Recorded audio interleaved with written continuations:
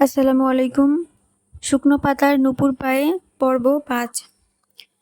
বারিশ, বলবি তো কি হয়েছে? এমন পাগলামি কেন করছিস? আকাশ আবারও বারিশকে ডাকলো। বারিশ এবার এক পলক ওর দিকে তাকিয়ে পিছনে ঘুরল। ওর চোখ দুটো সোজা গিয়ে ঠেকল স্টেজে দাঁড়িয়ে থাকা নিজের স্ত্রীর উপর। মেয়েটাও স্তব্ধ হয়ে বড় বড় চোখ দিয়ে ওর দিকেই তাকিয়ে আছে। বারিশের নজর গেল এবার ঝিলমিলের পাশে দাঁড়িয়ে থাকা আলতাফ চৌধুরীর দিকে। তার ভিতরে আবারও রাগ চিলিক দিয়ে উঠল। খটকা লাগলো নিজের মনে। আলতাফ চৌধুরী মেয়ের জন্য কি ও একটু বেশি বাড়াবাড়ি করে ফেলছে? বারিশ পরক্ষণে আবার ঝিলমিলের দিকে তাকালো। মেয়েটা তো এখন অন্য কেউ নয়, ওর নিজের স্ত্রী। নিজের বিবাহিত স্ত্রীকে নিয়ে এমন নোংরা কথা বলবে আর বারিশ শেহরিয়ার তার মুখ বুঝে শুনে দাঁড়িয়ে থাকবে? অসম্ভব। যা করেছে ঠিক করেছে। ঝর্ণা বেগম হন্তদন্ত হয়ে বারিশের পাশ ঘেঁষে এসে দাঁড়ালেন। ছেলের এমন কাণ্ডে তিনি যেমন ক্ষুব্ধ তেমনই লজ্জিত। কড়া গলায় বললেন, জারিফ কি এমন অন্যায় করেছে যে ওকে সবার সামনে এভাবে মারতে হলো? বারিশ মায়ের কথার কোনো উত্তর দিল না। তার চোখ এখনো ঝিলমিলের দিকেই আটকে আছে। ভারী লেহেঙ্গা আর গহনার জাঁকজমকে আজ মেয়েটাকে একদমই চেনা যাচ্ছে না। একটুও বাচ্চা বাচ্চা আর খামখেয়ালি দেখাচ্ছে না। ছেলের কোনো সাড়া না পেয়ে ঝর্ণা বেগম আবারও ডেকে বললেন, তরঙ্গ, কিছু জিজ্ঞেস করছি তোমায়, উত্তর দাও। চোখ ফিরিয়ে মায়ের দিকে তাকালো বারিশ। ওর চোয়াল এখনো শক্ত। অত্যন্ত শীতল গলায় খুব সংক্ষিপ্ত উত্তর দিল, অন্যায় করেছে, তাই মেরেছি। আমি তো সেটাই জানতে চাইছি, ও ঠিক কি অন্যায় করেছে? ঝর্ণা বেগম পিছু ছাড়লেন না। তুমি আমার কাছে কৈফিয়ত চেও না আম্মা। আমি অন্তত এই বিষয়ে কাউকে কোনো জবাবদিহি করতে পারবো না, অবাধ্য স্বরে বলল বারিশ। কথাটা শেষ করে সে ধীর স্থির পায়ে হেঁটে আবারও স্টেজের দিকে চলে এলো। নিজের ভেতরে সবটুকু ঝড় আড়াল করে ফেলল সে। একদম স্বাভাবিক, শান্ত ও ভদ্র মুখ করে আমন্ত্রিত মেহমানদের সাথে এমনভাবে কথা বলা শুরু করে দিল যেন একটু আগে এখানে কিছুই ঘটেনি। নূরজাহান চৌধুরী বারিশের একটু দিকে এগিয়ে এসে নিচু স্বরে জিজ্ঞেস করলেন, হঠাৎ কি হয়েছে বারিশ? বারিশ মেহমানদের দিকে তাকিয়ে ঠোঁটে একটা আনুষ্ঠানিক মৃদু হাসি বজায় রেখে দাদি শাশুড়ির দিকে আর চোখে তাকিয়ে একদম মৃদু আওয়াজে বলল, এটা নিয়ে আর কোনো প্রশ্ন না করলে খুশি হব দাদিমা। নূরজাহান চৌধুরী আর কোনো কথা বাড়ালেন না। ঝিলমিলের কোলে থাকা ৩ বছরের জিহান বারিশকে স্টেজে আসতে দেখেই খিলখিল করে হাসছে। ছোট ছোট হাত বাড়িয়ে বালিশের দিকে প্রায় ঝুঁকে পড়া আধো আধো গলায় বলল, বালিশ চাচু, কোলে নাও। মুহূর্তের মধ্যে স্টেজের ওপর উপস্থিত সবাই পুরো থমথমে খেয়ে গেল। ঝিলমিলও নিজের বড় বড় চোখ করে তটস্থ হয়ে বারিশের প্রতিক্রিয়ার দিকে তাকিয়ে রইল। অবশ্য বাচ্চাটার কি দোষ? বারিশ আর আকাশ বিদেশ থেকে ফেরার পর চৌধুরী বাড়িতে বারিশ যতবার গিয়েছে, বাড়ির বড়রা ওকে তো এই পরিচয়ই করে দিয়েছে। আকাশের সাথে সাথে সেও বারিশও জিহানের চাচ্চু, তাই দুজনকে একই পাল্লায় মাপে সে। তবে বাকিরা থতমত খেয়ে গেলেও এই কাণ্ডে আলতাফ চৌধুরী মনে মনে বেশ আনন্দ পেলেন। বারিশকে ছোট করার সুযোগ হাতছাড়া করতে চাইলেন না তিনি। বারিশ আর চোখে আলতাফ চৌধুরী সেই মিটিমিটি হাসির দিকে তাকিয়ে নিজের মুখটা আরও গম্ভীর করে ফেলল। তারপর আবার জিহানের দিকে তাকিয়ে নিজের রাগ সামলানোর চেষ্টা করল। ঝিলমিলের কোল থেকে জিহানকে নিজের পেশিবহুল 2 বাহুতে তুলে নিতে নিতে বেশ কড়া গলায় বলল, চাচ্চু নয় জিহান, ভাইয়া ডাকো। দুলাভাই। বারিশের সাথে সুর মিলিয়ে পাশ থেকে আকাশ আর নূরজাহান বেগমও জিহানকে শুধরিয়ে দিয়ে বললেন, হ্যাঁ দুলাভাই, উনি এখন তোমার দুলাভাই হন, ভাইয়া ডাকো। কিন্তু জিহান তো সেই বান্দা নয়। সে নিজের গোল গোল চোখ নাচিয়ে মাথা নেড়ে বলল, না চাচু, বালিশ চাচু। সুযোগ বুঝে আলতাফ চৌধুরী এবার ফোড়ন কাটলেন। বেশ চওড়া এক চিলতে হাসি মুখে ঝুলিয়ে বললেন, হ্যাঁ হ্যাঁ বাবা, ও তোমার চাচ্চুই হয়, চাচ্চুই ডাকবে, চাইলে কাকাও ডাকতে পারো।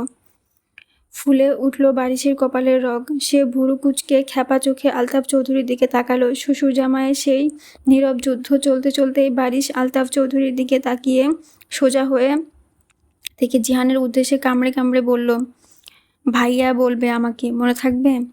জিহান বারিশের রাগ আর গম্ভীর মুখের তোয়াক্কাই করল না। সে উল্টো খুব আয়েশ করে বারিশের গলা জড়িয়ে ধরল এবং তার কোটের কলারটা নিজের ছোট ছোট আঙুল দিয়ে খামচে ধরে আহ্লাদি গলায় বলল, চাচু, আমার বালিশ চাচু। পরিস্থিতি দেখে ঝিলমিল এবার নিজের হাসি চেপে রাখতে পারল না। মুখটা অন্যদিকে ঘুরিয়ে ঠোঁট টিপে হাসতে লাগলো। আর এদিকে আলতাফ চৌধুরী খুশি দেখে কে। ওনার বুক গর্বে 10 ইঞ্চি ফুলে গেছে। বারিশ এবার জিহানকে নিয়ে স্টেজ থেকে সামান্য একটু চিপায় মেহমানদের চোখের আড়ালে সরে গেল। বাচ্চার কানের কাছে মুখ নিয়ে ফিসফিসিয়ে বলল, এই শালার ঘরের শালা, ভাইয়া বলবি আমাকে? ভাই। আর একবার চাচ্চু বললে ধরে এখনই মুসলমানি করিয়ে দেব। জিহান একটুও দমে গেল না, উল্টো খুব উৎসাহ নিয়ে চোখের পাতা পিটপিট করে বলল, দাও। বারিশ বিরক্ত হয়ে চোখ বড় বড় করে বলল, কি দিব? হ্যাঁ? ছোট জিহান বেশ সহজ সরল গলায় বলল, মুসলমানি? তেদর একটা। কাকে তেদর বলছো? আমার ছেলেকে কোণা নিয়ে এসে শিশু নির্যাতন করা হচ্ছে? নির্যাতনের কি দেখলেন? আসল নির্যাতন তো এখনো শুরুই হয়নি। অভদ্র ছেলে, দূরে থাকবে তুমি আমার মেয়ের থেকে। কাছে গেলে কি করবেন আপনি? কি করব মানে? আমার মেয়ে এখনো নাবালিকা। পুলিশ নিয়ে এসে তারপর মেয়েকে বাড়ি নিয়ে যাব। নিয়ে আসুন, জাতি জানে আপনার পরিবার আমার কাছে জোর করে ওকে বিয়ে দিয়েছে। পুলিশ আবার আমাকে না নিয়ে আপনাদেরই না ধরে নিয়ে যায়। হুমকি দিচ্ছ আমায়? আপনি আমার ছোটবেলার স্যার, তার ওপর আবার আমার একমাত্র শ্বশুরমশাই। আপনাকে এভাবে হুমকি দেওয়ার কি সাজে বলুন? এত বড় বেয়াদব তো আমি নই স্যার। বারিশের এমন গা জ্বলানো কথায় রাগে জ্বলে উঠলেন আলতাফ চৌধুরী। 420 কোথাকার! 3 মাস, জাস্ট 3 মাস যেতে দাও। আমি আমার মেয়েকে কিছুতেই তোমার মতো 420 সাথে ঘর সংসার করতে দিব না।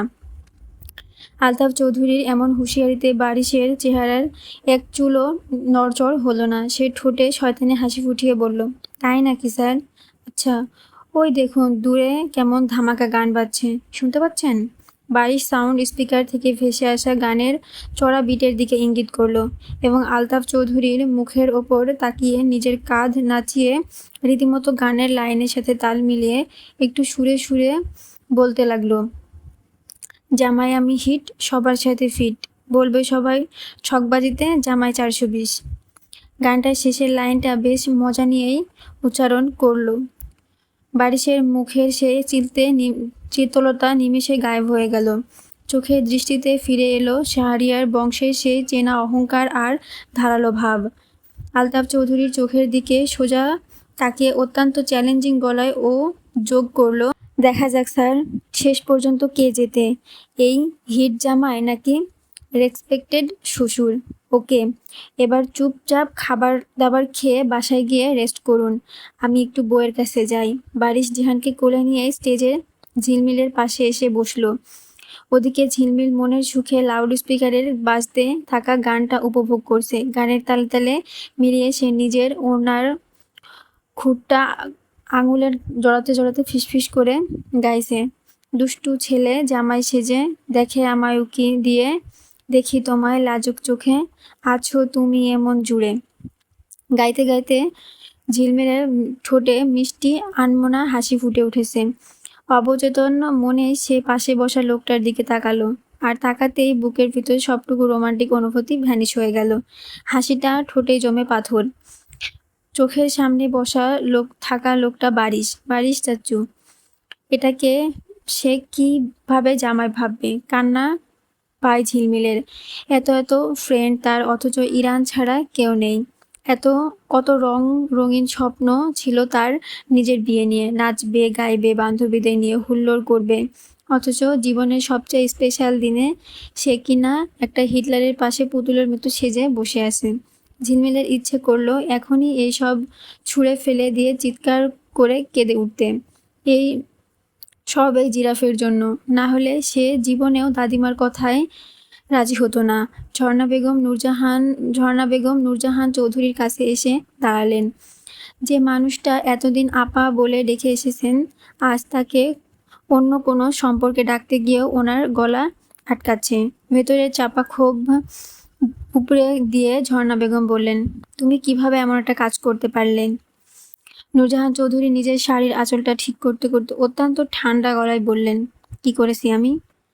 আমি তোমার মেয়েকে চেয়েছিলাম, নাতনিকে নয়। কোথায় আমার ছেলের বউ হওয়ার কথা ছিল তোমার ম্যাচিউর মেয়েটার, আর তুমি তার জায়গায় বসিয়ে দিলে এইটুকু একটা বাচ্চাকে। নূরজাহান চৌধুরী বললেন, তখন ওই পরিস্থিতিতে চৌধুরী বংশের সম্মান রক্ষা করাই আমাদের একমাত্র কাজ ছিল। বিয়ে ভাঙলে আমাদের সাথে সাথে শেহরিয়ারদেরও মুখ পুড়তো, তা তুমি ভালো করেই জানো। তাই বলে তুমি পুরো সম্পর্কটা এভাবে উলটপালট করে দেবে? বছরের পর বছর ধরে যে প্রতিবেশী সুলভ একটা সুন্দর সম্পর্ক আমাদের দুই পরিবারের মধ্যে রয়েছে, তা এক পলকে তুমি এভাবে বদলে ফেললে। এখন তো আমি তোমাকে ঠিকমতো ডাকতেও পারছি না। কি বলে ডাকবো তোমায়? নূরজাহান চৌধুরী একটা দীর্ঘশ্বাস ফেলে অন্যদিকে মুখ ঘুরিয়ে নিলেন। এসব ঘেটে এখন আর কোনো লাভ নেই, যা হওয়ার তা হয়ে গেছে। কিচ্ছু হয়ে যায়নি। আমি এই বিয়ে, এই গজামিল দেওয়া সম্পর্ক মোটেও মানি না। এই বিয়ের অনুষ্ঠান মিটতে দাও, আমি খুব দ্রুত ওদের ডিভোর্সের ব্যবস্থা করব। আমার ছেলে এই খামখেয়ালি মেয়ের সাথে সংসার করতে দেব না। নূরজাহান চৌধুরীর ঠোঁটের কোণে একটু রহস্যময় হাসি ফুটল। তিনি বারিশের জেদি আর একরোখা স্বভাবটা খুব ভালো করেই রক্ষা করেছেন। তিনি ঝর্ণা বেগমের চোখের দিকে তাকিয়ে সোজাসুজি বললেন, ডিভোর্স করাবে? বেশ তো, করাও। আমার নাতনিকে নিয়ে ভেবো না, আগে নিজের ছেলেকে মানাও। তোমার ছেলে যদি এই ডিভোর্সে রাজি হয় তবে করিও ডিভোর্স। রিসেপশনের সব আনুষ্ঠানিকতা শেষ। ঝিলমিল চেয়েছিল অন্তত একদিনের জন্য হলেও নিজের বাড়িতে যেতে, কিন্তু বারিশ তাতে কোনোভাবে রাজি হয়নি। একই সাথে নূরজাহান চৌধুরী ও ঝিলমিলকে চৌধুরী বাড়িতে ফিরিয়ে আনার জন্য প্রস্তুত ছিলেন না। বিয়েটা এমনিতে একটা বড় ঝামেলার মধ্য দিয়ে হয়েছে, তাই এই মুহূর্তে নাতনিকে আবার বাপের বাড়ি ফিরিয়ে আনা তিনি মোটেও ঠিক মনে করেননি। ওখানে ওর থাকা উচিত বলে সিদ্ধান্ত নেন। শেষ পর্যন্ত তারা ঝিলমিলকে শাহরিয়ার ভিলাতেই রেখে তারা নিজেদের বাড়িতে চলে যায়। আমি বুঝতে পারছি না, আপনি মনে হয় খুব সহজেই এই বিয়ে মেনে নিচ্ছেন। আপনি তো রাজিই ছিলেন না। রুমে পা দিতেই ঝিলমিল নিজের ভিতরে তৈরি হওয়া ধোঁয়াশা নিয়ে বারিশের মুখোমুখি দাঁড়িয়ে প্রশ্ন ছুড়ে দিল। বারিশ তখন কোটের বোতাম খুলছিল। বারিশ হাত নামিয়ে অত্যন্ত শান্ত চোখে ওর দিকে তাকালো, বলল, না মানার কিছু নেই। আর তুমি তো সব মেনেই নিয়ে বিয়ে করেছো। আগে থেকে পছন্দ করতে নাকি আমায়?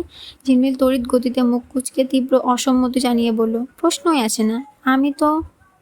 আমি জারিফকে জ্বালানোর জন্য রাজি হয়েছি। কি বললে? বারিশের চোখে চাউনি এক পলকে উধাও হয়ে গেল। জিভ কাটলো মেয়েটা, আমতা আমতা করে বলল, না না মানে।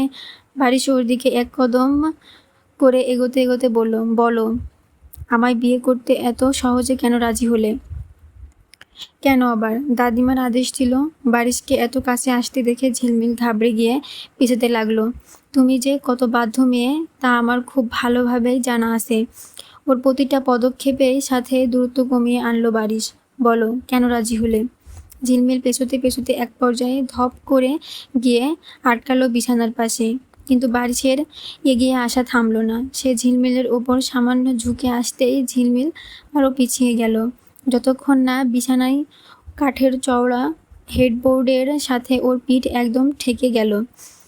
আর পেছনে যাওয়া কোনো রাস্তা নেই। লোকটার সেই পুরুষালী পারফিউমের সুবাস আর ওর এত ঘনিষ্ঠ উপস্থিতি ঝিলমিলের ভিতরে অস্তিত্ব আর দমবন্ধ করা অনুভূতি তৈরি করলো। সে নিজেকে অস্বস্তি থেকে বাঁচাতে নিজের নরম দুটো হাত বাড়িয়ে বারিশের চওড়া বুকে হালকা ধাক্কা মারার চেষ্টা করে মরিয়া হয়ে উঠতে চাইল। চাচ্চু, বিশ্বাস করুন। কিন্তু কথাটা শেষ হওয়ার আগে বারিশ খপ করে ওর হাত দুটো একসাথে নিজের এক হাতের মুঠোয় বন্দি করে ফেলল। মেয়েটা চমকে উঠে ওর দিকে তাকাতেই বারিশ সেই ধারালো গভীর চোখ দুটো খুব নিবিড় দেখল। ঝিলমিলের কাজল মাখানো ডাগর চোখ, নাক, কাঁপতে থাকা লাল ঠোঁট আর গহনায় মোড়ানো ফর্সা গলা, বিয়ের লেহেঙ্গায় জড়ানো এখনো। সে ঝিলমিলের চোখে চোখ রেখে অত্যন্ত মৃদু আওয়াজে বলল, এই মুখে আর একবার চাচ্চু ডাক শুনলে তোমার বাচ্চার বাবা হওয়ার প্রসেস শুরু করব খুব শীঘ্রই আমি। তীরের মতো গিয়ে বাঁধল ঝিলমিলের বুকে। লজ্জায়, ভয়ে আর এক অদ্ভুত শিহরণে ওর বুক আর পেট একসাথে মোচড় দিয়ে উঠল। ও ভাবেওনি ও জীবনেও ভাবেনি মানুষটার মুখ থেকে এমন কোনো কথা শুনবে। সে নিজের স্বামী সেই নিঃস্বার্থ ও অমনীয় চোখের দিকে তাকিয়ে অচেতনেই লজ্জায় মুখ সরিয়ে বিড়বিড় করল, এগুলো কোনো কথা? ছি, আপনি আমার হাজব্যান্ড, আমি তোমার হাজব্যান্ড। ঝিলমিল মুখ ফসকে উল্টোপাল্টা কিছু একটা বলে ফেলার আগে বারিশ ওর চোয়ালটা আলতো করে চেপে ধরে শব্দটা শুধরিয়ে দিল। মেয়েটা আর একটা শব্দ উচ্চারণ করার সাহস পেল না। সে স্তব্ধ হয়ে বড় বড় চোখে চুপচাপ লোকটার দিকে তাকিয়ে রইল। বারিশ ওর চোখের দিকে চেয়ে শেষবারের মতো করে বলল, আমাকে খারাপ হতে বাধ্য করো না, মাথায় থাকবে কি বলেছি? ঝিলমিল কোনো মতো ছোট করে ওপর থেকে নিচে নাড়ালো। পরক্ষণে বারিশ ওর হাত দুটো ছেড়ে দিল। এক ঝটকায় নিজেকে সরিয়ে নিয়ে সে সোজা হয়ে দাঁড়ালো। তারপর খুব স্বাভাবিক গলায় বলল, যাও, একটা কাগজ আর পেন নিয়ে এসো, কাল থেকে তোমার রুটিন লিখে দিই। কিসের রুটিন? নিজের হাত দুটো ডলতে ডলতে অবাক হয়ে বলল বারিশ। ড্রেসিং টেবিলের দিকে এগিয়ে যেতে যেতে গম্ভীর গলায় বলল, নিয়ে আসো আগে। ঝিলমিল রুমের এক কোণ থেকে কাগজ আর কলম এনে দিতেই বারিশ ড্রেসিং টেবিলের সামনে চেয়ারটায় গিয়ে বসলো। কোনো কথা না বলে সে গভীর মনোযোগ দিয়ে লিখতে শুরু করলো। প্রায় 10 মিনিট কেটে গেল। ততক্ষণে ঝিলমিল ওয়াশরুম থেকে কাপড় পাল্টে বের হয়ে এসেছে। ও বের হতেই বারিশ হাতের কলমটা থামালো। কাগজটা ঝিলমিলের দিকে বাড়িয়ে দিয়ে একদম শটান গলায় বলল, কাল থেকে এই রুটিনটা অক্ষরে অক্ষরে ফলো করবে। এখন ঘুমিয়ে পড়ো। ঝিলমিল বেশ দ্বিধা আর সংশয় নিয়ে কাগজটা হাতে নিল। কৌতূহল সামলাতে না পেরে ও মনোযোগ দিয়ে পড়া শুরু করলো। আর যত এগোতে লাগলো ওর চোখ দুটো বিস্ময়ে তত বড় বড় হতে লাগলো। ঠোঁট দুটো আপনা আপনি হা হয়ে গেল। শক্ট হয়ে সে ধপ করে বিছানার ওপর বসে পড়ল। নিজের চোখে বিশ্বাস করতে না পেরে প্রথম থেকে আবার রিডিং পড়তে লাগলো। কাগজে অত্যন্ত স্পষ্ট অক্ষরে লেখা, ডেইলি রুটিন ও ডিসিপ্লিন চার্ট। 4টা থেকে 4:35 ঘুম থেকে ওঠা, ফ্রেশ হওয়া এবং ফজরের নামাজ আদায়। 4:45 থেকে 7টা কলেজের সিলেবাস অনুযায়ী সকালের পড়া শেষ করা, ফাঁকিবাজি চলবে না। 7টা থেকে 8টা রান্নাঘরে গিয়ে শুধুমাত্র বারিশের পছন্দ অনুযায়ী সকালের নাস্তা তৈরি ও পরিবেশন। 8টা থেকে 8:45 নাস্তা শেষ করে কলেজের জন্য রেডি হওয়া। 8:45 বারিশের সাথে একসাথে একই গাড়িতে কলেজের উদ্দেশ্যে রওনা হওয়া। 2:30 থেকে 3:30 পর্যন্ত কলেজ থেকে ফেরা, চেঞ্জ করে বারিশের ব্যবহৃত কলেজের পোশাক নিজ হাতে পরিষ্কার করা, ওয়াশিং মেশিন ব্যবহার নিষেধ। 3:30 থেকে 4:30 বারিশের জন্য দুপুরের লাঞ্চ স্পেশালভাবে তৈরি করা। 4:30 থেকে 6টা বিকেলে বারিশের কাছে উপস্থিত হয়ে কলেজের পড়া রিভিশন দেওয়া ও পড়া ধরা। 6টা থেকে 7টা মাগরিবের নামাজ ও বারিশের জন্য বিকালের নাস্তা বা চা তৈরি। 7টা থেকে রাত 10টা বারিশের দেওয়া সমস্ত হোমওয়ার্ক ও অ্যাসাইনমেন্ট কমপ্লিট করা। 10টা রাতের খাবার বানিয়ে খাবার খেয়ে সোজা বিছানায় যাওয়া। রুটিনের নিচে আরও কি কি কঠিন নিয়মকানুন লেখা ছিল তা পড়ার ধৈর্য ঝিলমিলের আর থাকলো না। ও রাগে ফুঁসতে ফুঁসতে কাগজটা বিছানায় আছাড় মেরে বলল, মানে কি এসবের? আমি এগুলো করব মানে? আপনার এই বিশাল বাড়িতে রাঁধুনি আছে, শেফ আছে, কাপড় ধোয়ার জন্য ওয়াশিং মেশিন আছে, তাহলে আমি কেন এসব করতে যাব? হ্যাঁ? বারিশ অত্যন্ত নির্লিপ্ত গলায় বলল, সকালেই তোমাকে বলেছিলাম আমার এখানে থাকতে হলে আমার সব হুকুম মেনে চলতে হবে। তুমি নিজেও মাথা নিয়ে রাজি হয়েছিলে। এখন যদি এগুলো তোমার নিয়মে না কুলায় তবে স্পষ্ট করে বলো, আমি এখনই তোমায় তোমার বাপের বাড়ি রেখে আসছি। বারিশের এই আলটিমেটামে ঝিলমিল একদম দমে গেল। সে কখনো বুঝতে পারেনি ও একটা আস্ত জল্লাদের পাল্লায় পড়েছে, আর তার হুকুমগুলো এমন ভয়ঙ্কর হবে। যে মেয়ে নিজের এক গ্লাস পানি ঢেলে খায় না, সে নাকি এই জলজ্যান্ত খাবার জন্য ভোরবেলা উঠে রান্না করতে যাবে। নিজের একটা ওড়না কোনোদিন কাচেনি যে মেয়ে, সে এখন এই লোকের গায়ের ঘামে ভেজা কোট শার্ট ধোবে। ভাবতেই ওর গা রিরি করে উঠল। ঝিলমিল সোজা হয়ে দাঁড়িয়ে জেদি গলায় বলল, আমি এগুলোর একটাও করব না। ব্যাস, বারিশের মুখের ভাব 1 সেকেন্ডে বদলে গেল। সে এক ঝটকায় দ্রুত এগিয়ে এসে ঝিলমিলের হাতটা শক্ত করে চেপে ধরলো, টেনে দরজার দিকে নিয়ে যেতে যেতে বলল, তবে চলো, এখনই চৌধুরী ভিলাতে রেখে আসছি। বাড়ি ছেড়ে একরোখা জেদ দেখে ঝিলমিল এবার সত্যি ভয় পেয়ে গেল। বাড়ি ফিরে গেলে তো সব শেষ। ও যে কারণে বিয়ে করেছে, যা তার উদ্দেশ্য, তো এখনও কিছুই হয়নি। উল্টো জারিফ আরও হাসবে, বিদ্রূপ করবে, আর দাদিমা তো ওকে কিছুতেই ঢুকতে দিবে না। ঝিলমিল ছিটকে হাতটা ছড়ানোর চেষ্টা করে বলল, না আমি যাব না। তাহলে চুপচাপ যা বলছি চোখ কান বন্ধ করে পালন করো। বারিশের গলার স্বর বরফের মতো ঠান্ডা। কান্নায় টইটুম্বুর হয়ে উঠল মেয়েটার চোখ দুটো। কম্পিত গলায় অত্যন্ত অসহায়ভাবে বলল, আপনি কেন আমার সঙ্গে এমন করছেন? আমি কেন এগুলো করব বলুন তো? আমি এগুলোর একটা কাজও পারি না। প্লিজ লেখাপড়া বাদে বাকি সব রুটিন কেটে দিন।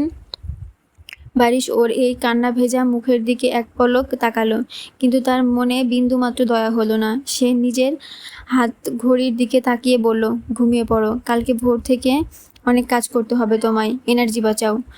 কথাটা শেষ করে বারিশ বেডসাইড ল্যাম্পের সুইচটা অফ করে দিল। এক নিমিষে ঘুটঘুটে অন্ধকারে ডুবে গেল পুরো রুম। তারপর খাটের এক পাশে গিয়ে নিশ্চিন্তে শুয়ে পড়ল। ঝিলমিল সে অন্ধকারের মাঝেই বিছানায় স্তব্ধ হয়ে বসে রইল। ওর এক হাতে তখনও সেই রুটিনের কাগজটা ধরা। অন্ধকারের মাঝে কাগজটা দেখা না গেলেও ওর প্রতিটা শব্দ ঝিলমিলের কানে মনে হচ্ছিল তার স্বাধীনতার ওপর এক একটা মরণ কামড়। সে চাইলে এই মুহূর্তে চলে যেতে পারত, কিন্তু জারিফ তো ওর সাথে অন্যায় করেছে। এভাবে অর্ধেক পথে হাল ছেড়ে চলে গেলে জারিফ ওকে নিয়ে আরও জঘন্য কথা শোনাবে। 2 মাস আগেও তার জীবন কত সুন্দর ছিল, ভাবতে ওর বুকটা ভেঙে আসছে কান্নায়। তখন না ছিল জারিফের থেকে পাওয়া প্রতারণা, আর না ছিল এই বারিশ। পর্ব 6। 2 মাস আগে। আকাশ জুড়ে মেঘের ঘনঘটা, পুরো ধরণী ধূসর চাদরে ঢাকা। মেঘের সেই গাঢ় অন্ধকারে বিকেলের আলোটুকু ম্লান হয়ে চারপাশটাকে অন্ধকারের মতো থমথমে দেখাচ্ছে। চৌধুরী ভিলার এক কোণে ঝিলমিলের শোবার ঘরের জানালা। সেই জানালা ঘেঁষে দাঁড়িয়ে থাকা ডালপালা ছড়ানো পেয়ারা গাছটা বাতাসে মৃদু দুলছে। জানালায় পাখা রাখা ছোট্ট সাউন্ড বক্স থেকে ভেসে আসছে রিমঝিমে ধারাতে গানের সুর। বৃষ্টির ছাটে ভেজা গাছের একপাশের একটি ডালে একটু পরপরই নেড়ে উঠছে। ঠিক সেই মুহূর্তে চৌধুরী ভিলার প্রধান গেটে এসে দাঁড়ালো বারিশ। পরনে তার লাল রঙের হাতাকাটা গেঞ্জি আর কালো প্যান্ট। গেট দিয়ে ঢুকেই তার চোখ গেল পেয়ারা গাছটার দিকে। এই সময়ে গাছের ওপর ওটা কে, সেটাই একটু খুঁটিয়ে দেখার চেষ্টা করলো সে। তবে ওপরের ডালপালায় থাকা মানবটির কেবল পেছন দিকটাই চোখে পড়ল। পরনে একটা পিঙ্ক কালারের টি শার্ট আর 4 কোয়ার্টার লেজিস জিন্স প্যান্ট। বারিশ আর অহেতুক কৌতূহল বাড়ালো না, তার নজর ওখান থেকে সরে এলো। মূলত মেহেরাজকে ডাকতেই তার এখানে আসা। তাই সে ধীর পায়ে সদর দরজার দিকে এগিয়ে যেতে লাগলো। এদিকে ঝিলমিল তখন মহাব্যস্ত। ডালের মগজে থাকা এক লোভনীয় পেয়ারা পাড়ার জন্য সে বেশ কিছুক্ষণ ধরে কসরত করছে। ঘরের জানালা গলে এই গাছে চড়েছে সে। বাড়ির কেউ যদি তার এই বাদরামি একবার দেখে ফেলে, তবে নির্ঘাত ওর ঠ্যাং ভেঙে দেবে। সেই ভয়ে দ্রুত হাত পা চালাচ্ছে সে। তার ওপর আবার বৃষ্টির ছোঁয়ায় গাছের ডালপালাগুলো বড্ড পিছল হয়ে আসে। একটা পেয়ারা ইতিমধ্যেই কামড়ে ধরেছে ঠোঁটের মাঝে, আর হাত বাড়িয়ে অন্যটি ধরার আপ্রাণ চেষ্টা চালাচ্ছে। ঝিলমিলের অতিরিক্ত বিরক্ত লাগলো। যে জিনিসটা নাগালের বাইরে থাকে সেটাই কেন এত সুন্দর দেখায়। যেমন এই পেয়ারাটা অসম্ভব সুন্দর দেখতে, এত নিখুঁত আর টসটসে দেখতে। এটাকে আজ পেড়ে ঘরে না ফেরাতে পারলে রাতে ওর চোখে কিছুতেই ঘুম আসবে না। জেদ চেপে বসলো মাথায়। ঝিলমিল এবার ডালের একদম শেষ প্রান্তে চলে এসেছে। ভারসাম্য বজায় রাখতে না পেরে পায়ের দুটো বুড়ো আঙুলের ওপর সমস্ত ভর দিয়ে দিল ও। শরীরটাকে যতটুকু সম্ভব প্রসারিত করে পেয়ারাটা বোটা হালকা ছুঁয়েও ফেলেছিল, কিন্তু ঠিক তখনই অঘটনটা ঘটল। পায়ের নিচে ভেজা ডালটা থেকে আচমকা ফসকে গেল ওর পা দুটো। ভারসাম্য হারিয়ে ডালপালা ভেঙে সোজা নিচের দিকে পড়ে যেতে লাগলো সে। মুখে পেয়ারাটা শক্ত করে চেপে থাকায় এই চরম বিপদে গলা ফেটে কোনো চিৎকার বের হলো না। আসন্ন পরিণতির কথা ভেবে মেয়েটা তীব্র আতঙ্কে নিজের চোখ দুটো খিচে বন্ধ করে ফেলল। পড়ে গিয়ে মরে গেলে তো গেলই, তবে হাত পা ভেঙে যতটুকু আতঙ্কিত থাকবে বাকিটা ওর মা ভাঙবে। কিন্তু মাটিতে আছাড় খাওয়ার সেই ব্যথাটা ঝিলমিলের শরীরে অনুভূত হলো না। শূন্যে ভাসতে ভাসতে আকস্মিকভাবে শক্ত আর প্রচণ্ড বলিষ্ঠ কোনো অস্তিত্বের মাঝে সে থমকে গেল। পতন ঠেকাতে ঠেকাতে অবচেতনেই ওর দুটি হাত গিয়ে জড়িয়ে ধরল কারোর চওড়া কাঁধ। শূন্যে ঝুলন্ত থাকা পা দুটোতে ছিটকে গিয়ে স্বয়ংক্রিয়ভাবে বেষ্টন করে নিল কারোর শক্ত কোমর। হঠাৎ নিজেকে এমন নিরাপদ আশ্রয়ে আবিষ্কার করে বন্ধ চোখের মাঝেই ভুরু কুঁচকে উঠল কিশোরীর। হাতের নিচে নরম মাটি বা গাছের ডালের বদলে অন্য কিছু একটা টের পেয়ে ওটা ছুঁয়ে দেখার চেষ্টা করলো সে। আঙুলের স্পর্শে মনে হলো কোনো মানুষের চওড়া বুক এটা। সংশয় নিয়ে অবশেষে নিজের চোখ মেলে তাকালো ঝিলমিল। তাকাতে বিস্ময়ে ওর চোখ দুটি চড়ক গাছ হয়ে গেল। চোখের সামনে তার অত্যন্ত সুদর্শন যুবক, যার তীক্ষ্ণ চোখজোড়া স্থির হয়ে আছে ঝিলমিলের উপর। ঝিলমিলের মুখে কামড়ে ধরা সেই পেয়ারাটা অন্য প্রান্তটি যুবকের ঠোঁট স্পর্শ করে আসে। যুবকের ভেজা চুলগুলো থেকে দু এক ফোঁটা জল কপাল বেয়ে গড়িয়ে পড়ছে নিচে। মেয়েটা এভাবে বোকার মতো তাকিয়ে থাকতে দেখে যুবকটি নিজের মুখ বাড়িয়ে ঝিলমিলের ঠোঁটের ফাঁকে থাকা পেয়ারাটা নিজের মুখে নিয়ে এক ঝটকায় ওটা ছুঁড়ে ফেললো অন্য পাশে। গম্ভীর গলায় সে সরাসরি প্রশ্ন ছুড়ে দিল, কে তুমি? পেয়ারা চুরি করছিলে কেন এখানে? ঝিলমিল তখনও ঘোরের মধ্যে। যুবকের প্রশ্ন শুনে সে ঝটপট সেখান থেকে নেমে যেতে চাইল, কিন্তু তখনই খেয়াল করলো ওর পা দুটো ছেলেটার কোমর শক্ত করে জড়িয়ে ধরেছে। লজ্জায় আর আড়ষ্টতায় লাল হয়ে সে ছটফট করে বলে উঠল, ছাড়ুন, নামতে দিন আমায়। যুবকটি ওকে ছাড়ল না, আরও শক্ত করে ধরে রেখে বলল, না, আগে বলো কে তুমি? চোর কোথাকার? নিজের বাড়িতে চোর অপবাদ শুনে ঝিলমিলের ভেতরের জেদ চড়া হয়ে দিয়ে উঠল। সে গলা উঁচিয়ে বলল, আমি চোর নই, এটা আমার পেয়ারা গাছ। যুবকটি ভুরু কুঁচকে তাকালো। তোমার মানে? ঝিলমিল এবার গায়ের জোরে লোকটার কোল থেকে নিচে নেমে এলো। পুরো শরীর বৃষ্টির ছাটে ভিজে একাকার।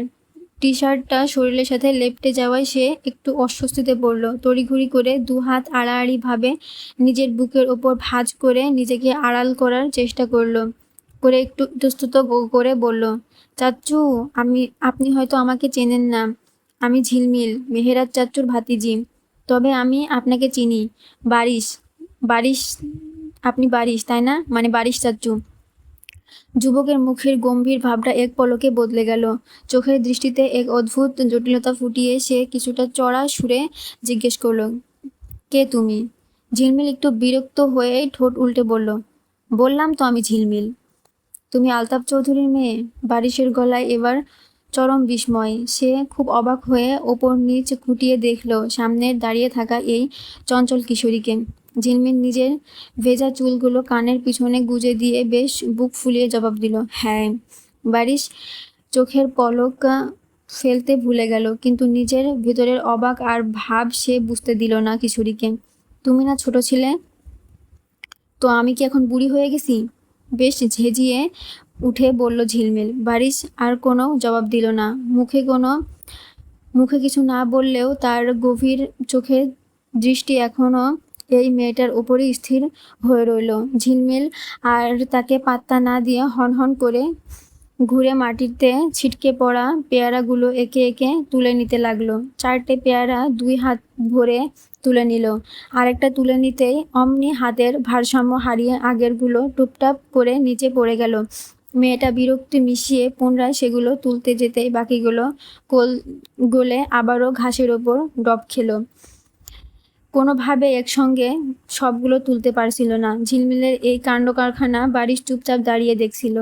এক পর্যায়ে সে ধীর পায়ে এগিয়ে এসে নিজের বড় এক মুঠোতেই মাটিতে পড়ে থাকা সব পেয়ারা কটা অনায়াসে তুলে নিল। তারপর বেশ হুকুমের সুরে বলল, ভেতরে যাও, আমি এগুলো নিয়ে দিচ্ছি। ঝিলমিল তড়িৎ গতিতে মাথা ডানে বামে নাড়িয়ে সোজা বারণ করে দিল, হুম, আপনি যান, আমি ওদিক দিয়ে ভেতরে যাব না। ভুরু কুঁচকে ফেলে গম্ভীর গলায় জানতে চাইল বারিশ, কেন? এমনিতেই বৃষ্টিতে ভিজে একাকার হয়েছি, তার ওপর আবার গাছে উঠেছি, শুনলে আম্মু একদম কাঁচা চিবিয়ে খাবে। বারিশ একটু অবাক হয়ে চারপাশটা দেখে নিয়ে বলল, তাহলে ঘরে ঢুকবে কিভাবে? কেন, এখান দিয়ে। ঝিলমিল বেশ চটপটে ভঙ্গিতে হাত উঁচিয়ে নিজের শোবার ঘরের জানলা আর লাগোয়া ছোট বারান্দাটার দিকে ইঙ্গিত করলো, যার সহজ মানে হলো সে আবার ওই পিছল গাছ বেয়ে উপরে উঠবে। বারিশের চোখ এবার কপালে উঠল, বলল, এসেছিলে কিভাবে? এখান দিয়েই। বাদল, কি বললেন? কিছু না। দূর থেকে ঝিলমিলের মায়ের কণ্ঠ ভেসে আসছে। ঝিলমিল তড়িঘড়ি করে পেয়ারা গাছের দিকে যেতে চাইল, তবে বারিশ ওর টি শার্টের পেছনের অংশ টেনে ধরে বলল, চুপচাপ মেন দরজা দিয়ে বাসায় ঢুকবে, চলো আমার সাথে। কথাটা বলে সে ঝিলমিলকে প্রায় একরকম টেনে হিঁচড়ে সদর দরজার দিকে নিয়ে যেতে থাকে। ঝিলমিল রেগেমেগে সাথে গিয়েও মায়ের ভয়ে মুখ খুলতে পারে না। গলার স্বর যতটা সম্ভব নামিয়ে ফুঁসতে ফুঁসতে বলতে থাকে, আরে ছাড়ুন, কি করছেন কি? হাতটা ছাড়ুন বলছি। কিন্তু ওই পাথরের মতো শক্ত হাতের গ্রিপ থেকে নিজেকে মুক্ত করার সাধ্য ওর ছিল না। আলটিমেটলি চৌধুরী ভিলার মেইন গেট দিয়েই বারিশ ওকে ভিতরে নিয়ে প্রবেশ করে। চৌধুরী ভিলার লিভিং রুমে তখন বিকেলে চায়ের বেশ একটা জমজমাট আমেজ। সবাইকে চা নাস্তা পরিবেশন করে নাজমা বেগম সিঁড়ির গোড়ায় দাঁড়িয়ে ওপরের ঘরের দিকে তাকিয়ে মেয়েকে ডাকছিলেন। তখনই সদর দরজার দিকে চোখ পড়ে আলতাফ চৌধুরী। মেয়েকে এই অবস্থায় দেখে তিনি সোফায় বসে হাঁফ ছাড়েন, ওই তো ঝিলমিল। কিন্তু পরক্ষণে যখন ঝিলমিলের পেছন থেকে ভেজা শরীরে বারিশ ড্রয়িং রুমে পা রাখে, আলতাফ চৌধুরীর মুখে চায়ের চুমুকটা গলায় আটকে যায়। তিনি মারাত্মক বিষম খেয়ে কাশতে কাশতে সোফা ছেড়ে দাঁড়িয়ে পড়েন। বারিশ অত্যন্ত স্বাভাবিক ভঙ্গিতে এগিয়ে আসতে আসতে ঠোঁটের কোণে বাঁকা হাসি ঝুলিয়ে বলে, কি হলো স্যার, চা কি বেশি গরম? আলতাফ চৌধুরী কোনো মতে কাশি সামলে নিয়ে রুক্ষস্বরে জিজ্ঞেস করলেন, তুমি এখানে এই অসময়ে? এখানে আসতে হলে কি আপনার আলাদাভাবে ভিসা পাসপোর্ট করে অ্যাপয়েন্টমেন্ট নিয়ে আসতে হবে স্যার? বারিশের এই চটজলদি জবাবে আলতাফ চৌধুরীও আরও বিরক্ত হন। ঠিক তখনই নূরজাহান চৌধুরী চায়ের কাপটা টেবিলে নামিয়ে রেখে উঠে আসেন। পরম স্নেহে বারিশের চিবুক ছুঁয়ে আদর করে বলেন, ঠিকই তো বলেছে, এখানে আসতে আবার ওর সময় অসময় কিসের? এটা তো ওর নিজের বাড়ি। হ্যাঁ, নিজেরই তো বাড়ি। তা আমি নিজের বাড়ি হলে তো বাংলাদেশে প্লেন থেকে পা রাখা মাত্রই এক দৌড়ে চলে আসার কথা ছিল এই বাড়িতে। আসলে তো পুরো 2 দিন পর। নাজমা বেগম মৃদু অনুযোগের সুরে কথাগুলো বললেন। বারিশ আর মেহেরাজ 2 দিন আগে কানাডা থেকে পড়াশোনা শেষ করে 7 বছর পর দেশে ফিরেছে। একই দেশের একই ইউনিভার্সিটির পাঠ চুকিয়ে নিজ দেশের মাটিতে ফেরা তাদের। বারিশ নাজমা বেগমের দিকে তাকিয়ে কিছুটা বিনয়ের সাথে উত্তর দেয়, না, আসলে লং জার্নির পর একটু রেস্ট নেওয়ার খুব প্রয়োজন ছিল, তাই আসা হয়নি। নাজমা বেগম ওর আপাদমস্তক দেখে তিনি বললেন, একেবারে বৃষ্টিতে ভিজে গেছো দেখছি। মেহেরাজ তো ঘরেই আছে, চটপট গিয়ে ওর একটা শুকনো কাপড় নিয়ে বদলে নাও, তারপর ওকে সাথে নিয়ে এসো। আমি গরম গরম পেঁয়াজু আর আলুর চপ বানিয়েছি, একসাথে বসে খাবে। বারিশ মাথা চুলকে চট করে বলে ওঠে, হুম, নাস্তা পরে হবে। আমি মেহেরাজকে নিয়ে একটু ফুটবল খেলতে মাঠে বের হব। ছেলেটার এই খামখেয়ালি কথা শুনে আলতাফ চৌধুরী আবার চটে উঠেন। এই তো শুরু হয়ে গেল, মেহেরাজ কোথাও যাচ্ছে না। ভিনদেশ থেকে এসে এখনো 24 ঘন্টাও পার করতে পারোনি, এর মধ্যে আবার বাদরামি শুরু করে দিলে। বয়স তো কম হলো না, এখনো কি ছোট বাচ্চাদের মতো ফুটবল খেলার বয়স আছে তোমার? স্বামীর এমন করা কথা শুনে নাজমা বেগম পাশ থেকে বললেন, আহা, তুমি এমন করছো কেন? ফুটবল তো জোয়ান ছেলেরাই খেলবে নাকি? ঘরের মেয়েরা গিয়ে খেলবে? ও খেলুক গিয়ে, মেহেরাজ যাবে না। আলতাফ চৌধুরী নিজের সিদ্ধান্তে অটল। বারিশ ওনার দিকে এক পলক চেয়ে বেশ ঠান্ডা গলায় জানতে চাইল, আসলেই যাবে না? না, সত্যি? হ্যাঁ। একের একে এক কথা বারবার বলতে পারবো না। Okay fine. বারিশ আর কথা বাড়ায় না। নিজের এক হাতের মুঠোয় থাকা পেয়ারাগুলো সেন্ট্রাল টেবিলের ওপর নামিয়ে রাখে সে। তারপর হাত দুটো দিয়ে নিজের ভেজা চুলগুলো পিছনের দিকে ঝাড়তে ঝাড়তে ভেজা অবস্থাতেই মেহেরাজের রুমে যাওয়ার উদ্দেশ্যে সিঁড়ির দিকে পা বাড়ায়। কিন্তু সে সিঁড়ির প্রথম ধাপে পা দেওয়ার আগেই এক ঝড়ের গতিতে তাকে সজোরে কনুই দিয়ে ঠেলে দিয়ে ভেজা কাপড়ে পুরো ড্রয়িং রুম মেঝেতে পানি দাগ ফেলে এক দৌড়ে সিঁড়ি বেয়ে উপরে উঠে যায় ঝিলমিল। পরক্ষণে ওপরতলা থেকে ধপাস করে ওর ঘরের দরজা বন্ধ হওয়ার চড়া আওয়াজ পাওয়া যায়। হুট করে বারিশের এমন আকস্মিক আগমনে নাজমা বেগম এতক্ষণ নিজের মেয়ের এই ভেজা কাকের মতো অবস্থাটা খেয়ালই করেনি। লিভিং রুমে বাকি সবার সাথে বারিশও কয়েক সেকেন্ডের জন্য স্তব্ধ হয়ে উপরের দিকে তাকিয়ে ঝিলমিলের এই বন্য কাণ্ড দেখে। বিস্ময়ের ঘোর কাটতেই নাজমা বেগম বলে ওঠেন, আরে ওনার নিজের রুমে ছিল, ভিজে আসলো কোত্থেকে? বাড়ির সিঁড়ি দিয়ে উপরে উঠতে উঠতে পেছনে না তাকিয়ে অত্যন্ত নিরাসক্ত গলায় জবাব দেয়, পেয়ারা গাছ থেকে। ব্যাস এতটুকুই। বারিশ মেহেরাজের ঘরের ভিতরে অদৃশ্য হতেই লিভিং রুমে শুরু হয়ে যায় ঝিলমিলের মায়ের অবিরাম রেডিওর মতো বকাঝকার সুর। বাড়ির শেষ পর্যন্ত আলতাফ চৌধুরীর করা নিষেধ উড়িয়ে দিয়ে মেহেরাজকে সাথে নিয়ে মাঠের দিকে রওনা দেয়। আলতাফ চৌধুরী ড্রয়িং রুমের সোফায় বসে অগ্নিদৃষ্টিতে তাকিয়ে থাকলেও ওনার সামনে দিয়েই দুই বন্ধু বেরিয়ে পড়ে। ঝিলমিল বকা খাওয়ার ভয়ে উপরে নিজের রুমে খিল কেটে বসে থাকে। একদম রাতের খাবারের ডাক পড়ার পর সে প্রথম নিচে নামার সিদ্ধান্ত নেয়। তবে সোজা ডাইনিং রুমে না গিয়ে সে পা বাড়ায় তার ফুপি দিঘির ঘরের দিকে। দিঘি তখন নিজের পড়ার টেবিলের সামনে বসে ল্যাপটপে কি একটা জরুরি কাজ করতে ব্যস্ত। ঝিলমিল ঘরে ঢুকতেই ফুপির বেডের পাশে রাখা সাইড টেবিলের ড্রয়ার থেকে চকলেটের বক্স থেকে একটা চকলেট বের করে মুখে পুড়তে পুড়তে বেশ আয়েশ করে বলে ওঠে, তোমার জামাই তো চলে এসেছে ফুপি। দিঘি ল্যাপটপের স্ক্রিন থেকে চোখ না সরিয়ে ভুরু কুচকে জিজ্ঞেস করে, আমার জামাই মানে? কি হাবিজাবি বকছিস? ওই যে বারিশ চাচ্চু। ঝিলমিল চকলেটের খোসাটা ডাস্টবিনে ফেলতে ফেলতে চোখ নাড়ালো। দিঘি এবার ল্যাপটপ থেকে পুরোপুরি মনোযোগ সরিয়ে ঝিলমিলের দিকে ঘুরে বসে কিছুটা বিরক্তি আর অবাক হয়ে বলল, বারিশ ভাইয়া আবার আমার জামাই হতে যাবে কেন? তোর কি মাথা খারাপ হয়েছে? মা, তুমি কিচ্ছু জানো না? ঝিলমিল দিঘির একদম কাছে এগিয়ে এসে ফিসফিস করে বলে, ঝর্ণা দাদি তো কালকেই আমাদের বাসায় এসে আমার দাদিমার সাথে কথা পাকা করে গেছেন, মানে তোমাদের দুজনের বিয়ে হবে। কথাটা শুনে দিঘির ফর্সা মুখটা এক নিমেষে গম্ভীর হয়ে গেল। সে তীব্র বিস্ময় নিয়ে ঝিলমিলের দিকে তাকিয়ে জানতে চাইল, মাথা খারাপ হয়েছে তোর?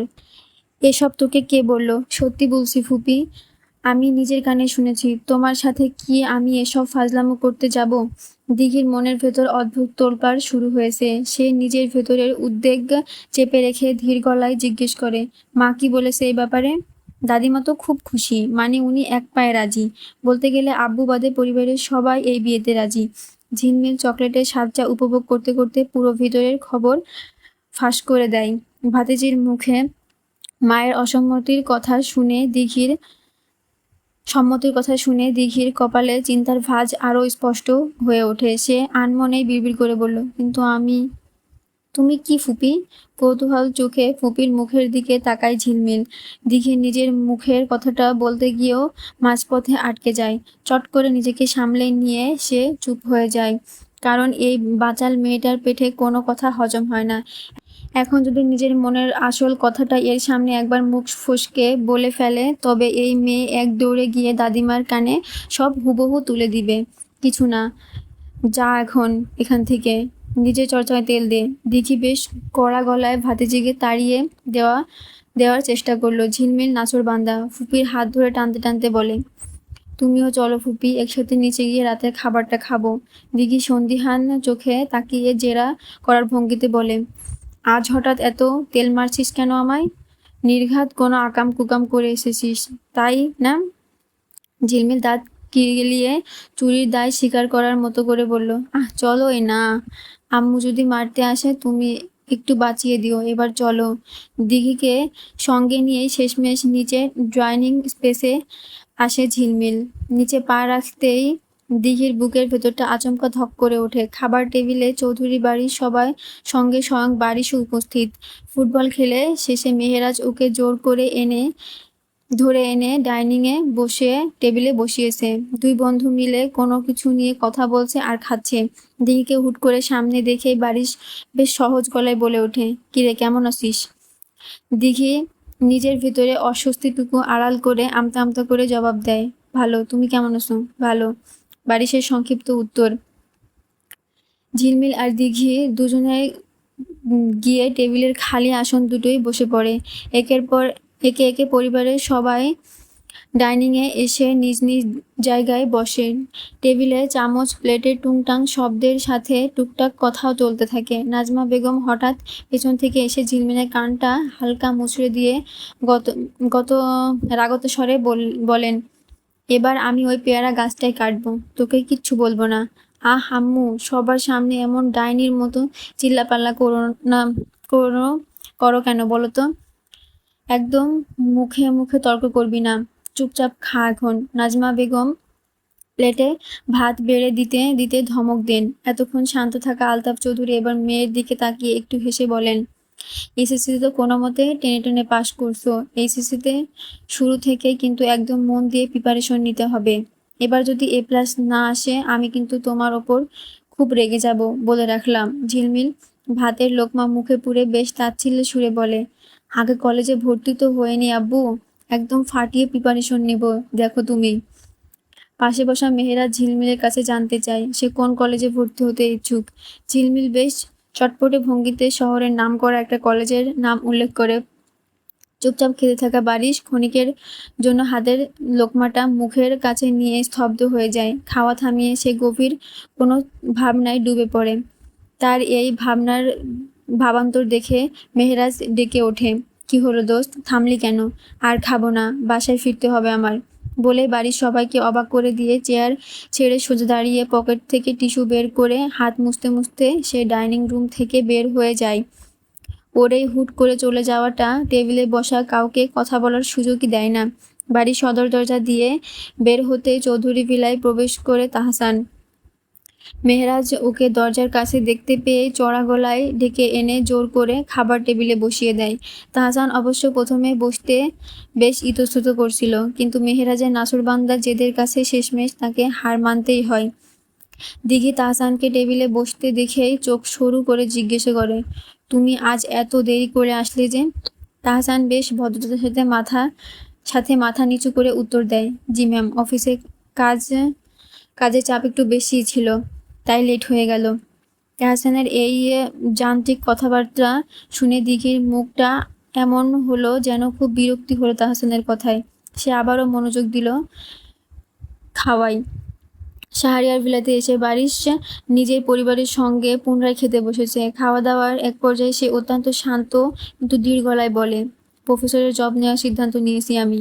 কথাটা শোনা মাত্রই টেবিলের সবাই আকাশ থেকে পড়েন। ঝর্ণা বেগম নিজের জলের গ্লাসটা টেবিলে নামিয়ে রাখে তীব্র অবাক হয়ে বলেন, হঠাৎ এই অদ্ভুত সিদ্ধান্ত কেন? শিহারিয়ারদের ছেলে হয়ে তুমি শেষে কিনা প্রফেসরের চাকরি করবে? বারিশ নিজের প্লেট থেকে চোখ না তুলেই শান্ত গলায় প্রশ্ন করে, শিহারিয়ারদের ছেলে হয়ে তুমি শেষে কিনা প্রফেসরের চাকরি করবে?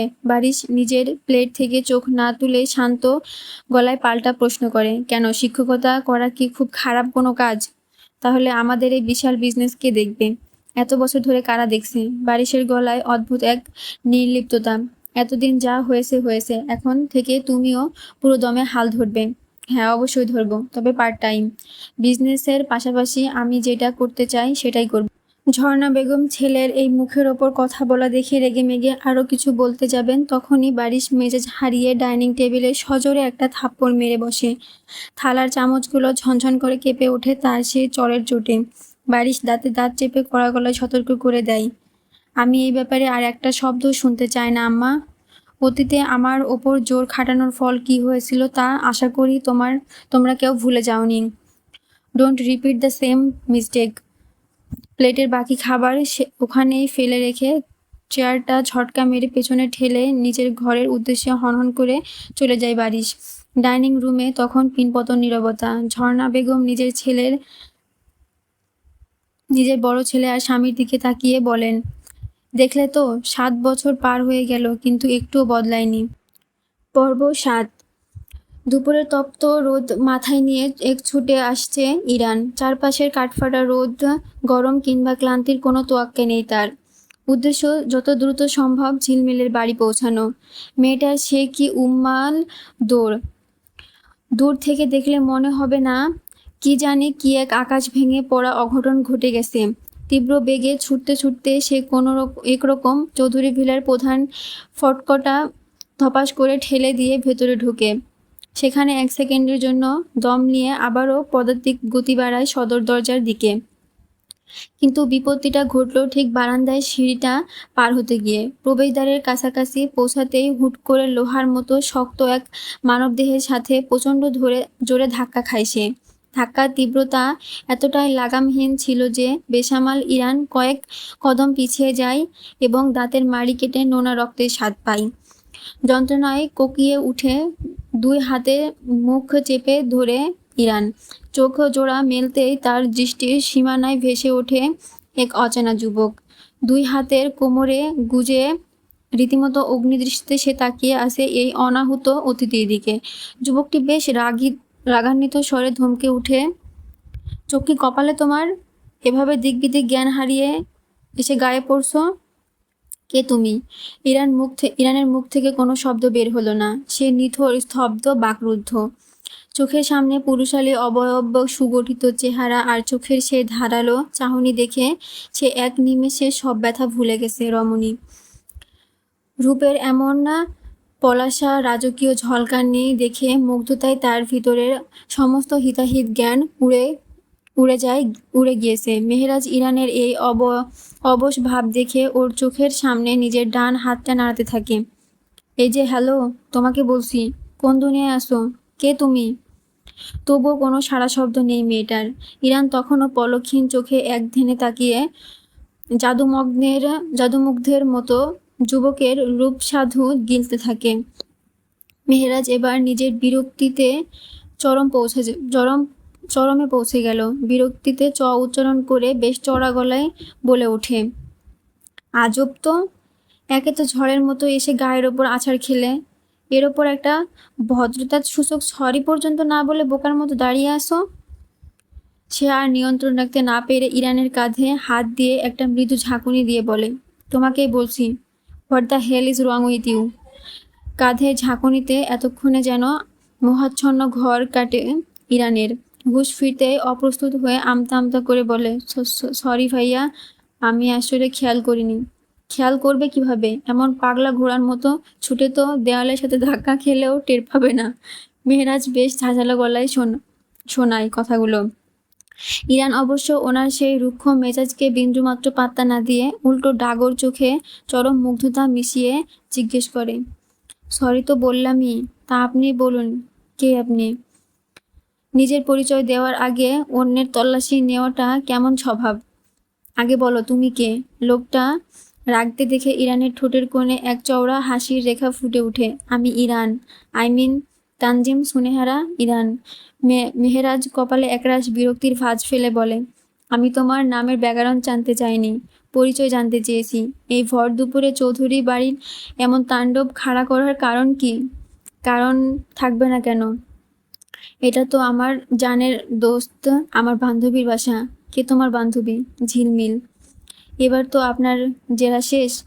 এখন দয়া করে বলুন না ভাইয়া, আপনি কে? নিজের গায়ের শার্টটা একটু ঠিক করে নিয়ে অত্যন্ত গাম্ভীর্যের সাথে ঘোষণা করে বলল, মেহেরাজ, ঝিলমিলের চাচা। সম্পর্কে আমি ওর আপন চাচাই হই। সো ইউ কল মি চাচ্চু, নট ভাইয়া, মাথায় রাখো। কথাটা শেষ করে মেহেরাজ এক চুল সময় নষ্ট না করে ওকে পাশ কাটিয়ে হনহন করে বাড়ির বাইরে চলে যায়। ইরান তাকে আটকানো বা নতুন কোনো প্রশ্ন করার সুযোগই পায় না। সে মুখ কালো করে নাক কুঁচকে ওনার যাওয়ার পথের দিকে তাকিয়ে বিড়বিড় করে বললেই হলো চাচ্চু। এত হ্যান্ডসাম ছেলেকে চাচ্চু ডাকতে আমার বইয়ে গেছে। দূর দিগন্তে মেহেরাজের মিলিয়ে যাওয়ার পানে চেয়ে দীর্ঘশ্বাস ফেলে ইরান অবচেতনেই ফানি টোনে কপাল চাপড়ায়। এমন খাসটা চোখ দিছো আল্লাহ, রাস্তার কুত্তা বিলাই বাদে যারে দেখি তারেই ভাল লাগে। ধ্যাত, কি হয়েছে, কি বলিস এসব? নাজমা বেগম ইরানকে দেখতে পেয়ে শুধালেন। কিছু না আন্টি। ঝিলু কই? ঘুমাচ্ছে এখনো। দুপুর 12টা বাজে, এখনো ওঠেনি? না, মহারানী তো সে। ইরান সিঁড়ি বেয়ে উপরে ঝিলমিলের ঘরের দিকে রওনা দিল। দরজার লক ঘুরিয়ে ভেতরে ঢুকতেই দেখলো পুরো রুম ঘুটঘুটে অন্ধকার। দিয়ে আলো বাইরে রাজত্ব করলেও ঘরের ভিতরে যেন মাঝরাত নেমে এসেছে। ইরান মুখ বাঁকিয়ে অন্ধকার ঘরের ভিতরে পা বাড়ালো। সোজা গিয়ে জানালার ভারী পর্দাগুলো দুহাতে দুপাশে সরিয়ে দেয়। জানালার পাল্লাগুলো মেলে দিতেই দুপুরের কড়া রোদ এসে সোজা আছড়ে পড়ল বিছানায় শুয়ে থাকা ঝিলমিলের মুখের ওপর। মুখ কুঁচকে মাথার ওপর থাকা কোলবালিশটা টেনে নিজের মুখে চেপে ধরল সে। ইরান কোমরে হাত দিয়ে দাঁড়িয়ে চড়া গলায় ডাকলো, এই ঝিলু, ওঠ বলছি। বেলা ডুবে তো দুপুর গড়াতে চললো, আর তোর এখনো ঘুম ভাঙছে না? ওঠ এবার। ঝিলমিল কোলবালিশের নিচ থেকেই ঘুম ঝরানো বিরক্তি গলায় কোনো মতে আওড়ালো, ধুর, ডিস্টার্ব করিস না তো, ঘুমোতে দে। ওঠ তাড়াতাড়ি। শোন কি হয়েছে, তোর আর আমার আলাদা জায়গায় কলেজে চান্স এসেছে। ইরান ঝিলমিলের গায়ের ওপর থেকে কোলবালিশটা সরিয়ে দিয়ে বলল। আলাদা কলেজের নাম আসার কথা শুনে ঝিলমিল ঝড়ের গতিতে বিছানায় উঠে বসলো। চোখ দুটো বড় বড় করে শুধালো, কি সত্যি এক কলেজে আসেনি? ইরান একটা দীর্ঘশ্বাস ফেলে বলল, না, মিথ্যা, তোর আর আমার একই কলেজে এসেছে। একদম আমরা যেটা চেয়েছিলাম ওটাতেই। এজন্যই তো তোকে বলতে এসেছি। তুই তো আর এসব চেক করেও দেখবি না। ঝিলমিল ক্ষণিকের জন্য স্তব্ধ হয়ে পরক্ষণে ইরানকে জড়িয়ে ধরে বলল, খুব ভালো হয়েছে। ইস, আমার স্বপ্নের কলেজ, তাও আবার তুই আমার সাথে, একসাথে থাকবো আমরা।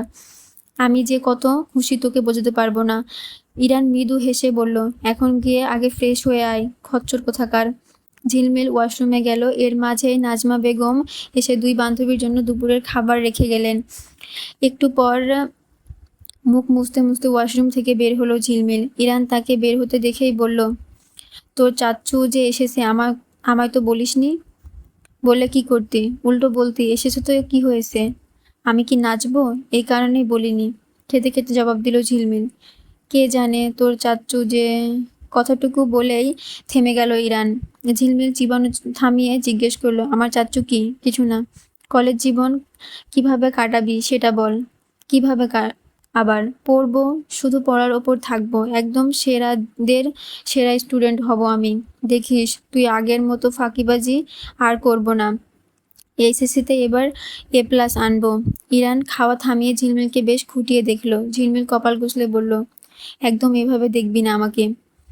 তুই জাস্ট দেখিস নিজেকে কেমন বদলে ফেলি। শুধু তুই নস, আমার আম্মু পর্যন্ত নিজের মেয়েকে চিনতে পারবে না।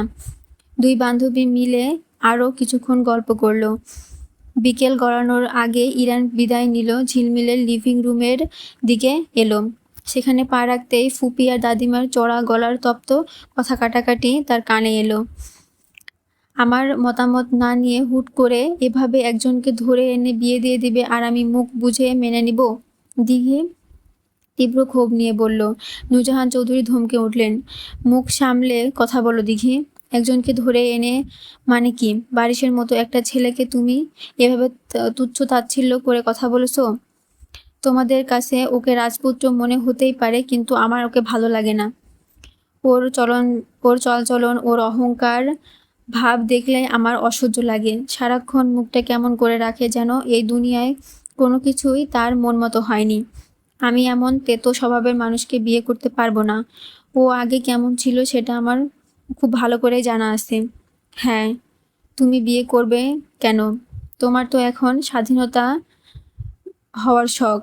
ভার্সিটি ছেলেদের সঙ্গে আড্ডায় বসে সিগারেট ফুঁকতেই তো তোমার বেশি ভালো লাগে। নূরজাহান চৌধুরী কথাটা শেষ করতে না করতেই দিঘি তীব্র দৃষ্টিতে দরজার দিকে দাঁড়িয়ে থাকা ঝিলমিলের দিকে তাকালো।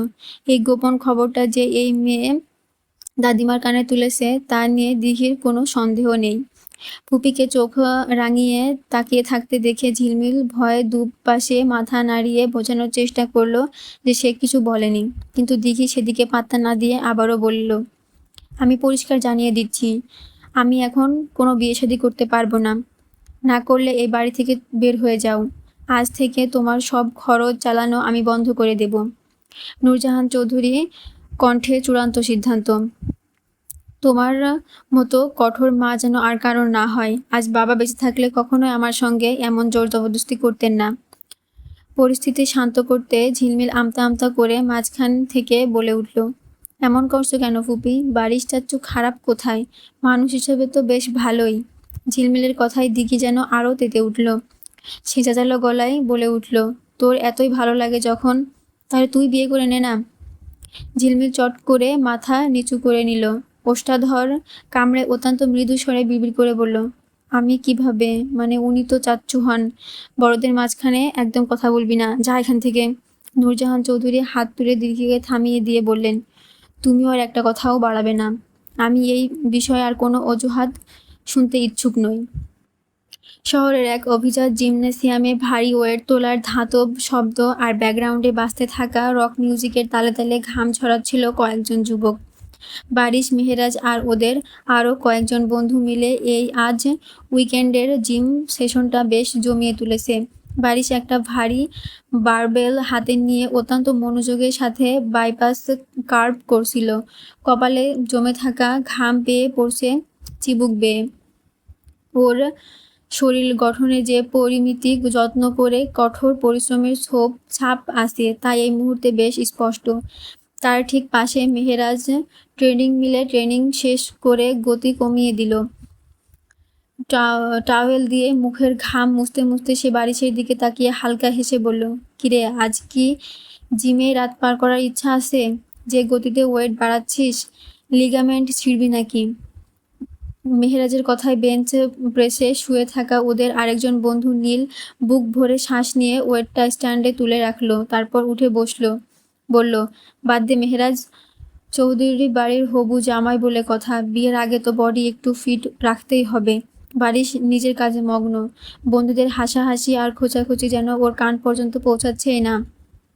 সে অত্যন্ত মনোযোগের সাথে লাস্ট সেটটা শেষ করার দিকেই নজর দিচ্ছে।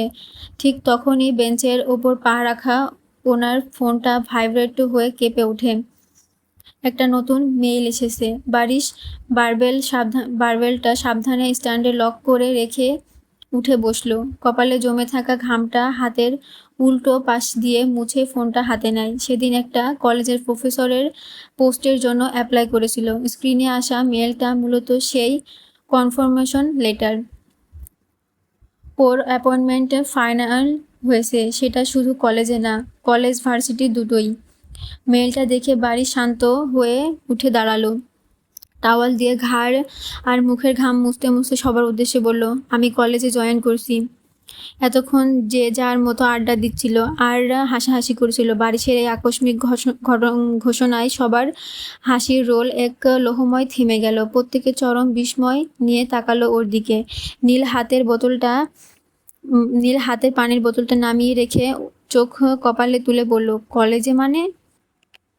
আর you planning to get admitted into college again at this age? তুই আবার কলেজে ভর্তি হবি কেন? বাড়ির শার্টের হাতা দুটো কোনোই পর্যন্ত গুটিয়ে নিতে নিতে নির্বিকার গলায় বলল, স্টুডেন্ট হিসেবে নয়, শিক্ষক হিসেবে। মেয়েরাজ দ্রুত ট্রেডমিল থেকে নেমে বারিশের সামনে এসে দাঁড়ালো। ওর কপালে হাত দিয়ে জ্বর এসে দেখার ভান করে বলল, সুস্থ আছিস তুই? তুই করবি শিক্ষকতা? মানে সিরিয়াসলি বারিশ? বারিশ ওর হাতটা কপাল থেকে সরিয়ে দিয়ে বিরক্তি গলায় বলল, এত নাটক করছিস কেন? নাটক তুই করছিস। তোদের এত বড় পারিবারিক ব্যবসা আছে, তার ওপর তোর আর আমার যৌথ অর্থায়নে কানাডায় একটা আইটি স্টার্ট আপ কোম্পানি আর রিয়েল এজেন্ট প্রজেক্ট চলছে। এসব প্রজেক্ট ছেড়ে তুই কলেজে গিয়ে শিক্ষকতা করবি? আর শোন, এখন আবার বলিস না কানাডার প্রজেক্ট দুটো আমাকে একাই হ্যান্ডেল করতে হবে, কারণ আমার নিজেরও পারিবারিক ব্যবসা আছে। এখন থেকে সেটাও আমাকে ফুল টাইম দেখতে হবে। আমি কি তোকে একবারও বলেছি এসব ছেড়ে দেব? সব থাকবে, সাথে আমি যেটা চাই ওটাও। মেহেরাজ কিছুক্ষণ ওর দিকে স্তব্ধ হয়ে তাকিয়ে রইল। তারপর অবিশ্বাস্য গলায় জিজ্ঞেস করলো, মানে তুই সত্যিই জব করবি? হ্যাঁ, বাচ্চাদের পড়াবো। বারিশ আর কোনো ব্যাখ্যা দেওয়ার প্রয়োজন মনে করলো না। কাঁধে ব্যাগটা ঝুলিয়ে জিম থেকে বের হয়ে এলো। পার্কিং লটে এসে 2 দিন আগে কেনা নিজের ডুকাটি প্যানেল গেটে বাইকটা স্টার্ট দিয়ে সোজা বাড়ির দিকে রওনা দিল ও। বাসার সামনে এসে বাইক থামাতে জারিফ প্রায় দৌড়ে এসে ওর সামনে চলে এলো। ও বেশ উত্তেজিত গলায় বলল, তোমার অপেক্ষাতেই ছিলাম চাচ্চু, বাইকটা একটু দাও না, বন্ধুদের সাথে রাইডে যাব। বলতে বলতে সে বারিশের মাথা থেকে হেলমেটটা টেনে নিয়ে নিজের মাথায় পরে ফেলল। বারিশ এক মুহূর্তের জন্য ওর কাণ্ড দেখল, তারপর কোনো কথা না বলে হেলমেটটা পুনরায় জারিফের মাথা থেকে খুলে নিয়ে নিজের হাতে নিয়ে নিল। তারপরে বলল, তোর না নিজস্ব একটা বাইক আছে? আরে ধুর, আমারটা তো 150 সিসির বাইক, আর তোমারটা তো আস্ত একটা দানব। বন্ধুদের সামনে একটু ভাব মারবো। তোমারটা দাও না প্লিজ চাচ্চু। Sorry, you know my rules, I never share my personal stuff. তাই বলে আমাকেও দেবে না? আমি তো তোমার ছেলের মতোই, দাও না প্লিজ, জাস্ট একটা চক্কর দিয়ে চলে আসবো। সোজাসাপটা ঠান্ডা গলায় বলল বারিশ, নিজের ছেলে হলেই দিতাম না, আর তুই তো ছেলের মতো। বেশি শখ থাকলে তোর বাপকে গিয়ে বল এমন একটা কিনে দিতে। এটা আমি নিজের টাকায় কিনেছি, কাউকে দেব না, সর। জারিফ প্রচণ্ড বিরক্তি আর ক্ষোভ ভরা চোখে চাচাকে বাসার ভিতরে ঢুকে যাওয়া দেখলো। ও বিড়বিড় করে গালিও দিল। এদিকে লিভিং এরিয়াতে পা রাখতেই জারিফের ছোট বোন জারিন চাচার পথ আটকে দাঁড়িয়ে গেল। গম্ভীর মুখে বলল, তুমি খুব খারাপ চাচ্চু। বারিশ একটু অবাক হয়ে জিজ্ঞেস করলো, কেন, আমি কি করেছি? এত বছর পর তুমি বিদেশ থেকে এসেছো, অথচ আমাদের জন্য কিচ্ছু আনোনি। আবার বাইরে গেলেও আমার জন্য একটা চকলেট পর্যন্ত নিয়ে আসো না। 8 বছরের জারিন খুব করুণ গলায় নিজের অভিমানটা উগরে দিল। বারিশ মেয়েটার এইটুকু অভিমানী মুখের দিকে তাকিয়ে একটু নরম হলো। জারিনকে কাছে টেনে মাথায় হাত বুলিয়ে আদর করে বলল, আমি যখন কানাডায় ছিলাম তখন তো তুই একদিনও আমার সঙ্গে ফোনে কথা বললি না। একবার বললে আর যাই হোক, তোর জন্য কিছু নিয়ে আসতাম। রান্নাঘর থেকে শিউলি বেগম বের হতে হতে বলল, তাই বলে এমন খালি হাতে কেউ বিদেশ থেকে আসে বারিশ? 7-7টা বছর তুমি দেশে ফিরলে, অথচ পরিবারের মানুষগুলোর জন্য একটা সুতো আনলে না। বারিশ শিউলি বেগমের কথার কোনো উত্তর দিল না। ও সত্যি একটা কানাকড়িও আনেনি।